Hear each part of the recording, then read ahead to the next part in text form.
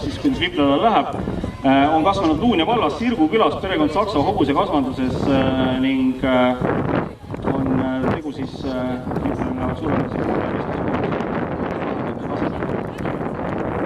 nii, start antud.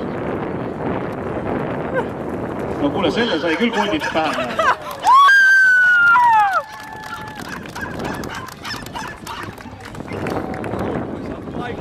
Ütleme nii, et Rallycrossi seltskonnale praegusel hetkel see väga au ei teinud.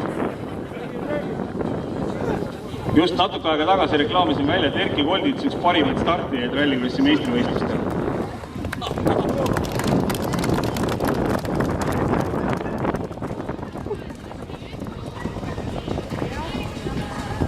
Kolditsel on siis praegusel hetkel võimalus see seis siin viigistada ainult. Võituda, sest enam võimalust võtta ei ole.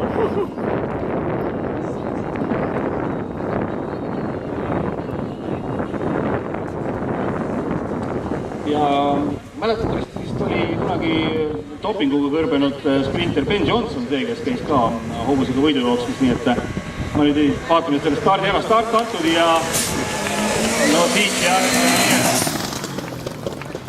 Division 1 klassi autol on ikkagi selge eelis ja Viplalale ja Siret Saksal ei jäänud selles seisus, aga no ma ütlen veel kord, Koldis viigistas seisu alles praegu, sest esimese stardi magas ta niimoodi maha, et ei panda isegi mootorit tööle. Teeme siis kõva aplausi Erki Kolditsale, tema kaasreisjale ning loomulikult Siret Saksale ja Viplale ja Wernerile ka, kes seal vaatas siis sõbra pingutusi Rallycrossi rajal. Nii et siit on siis tulevad Viplale ja Siret Saks.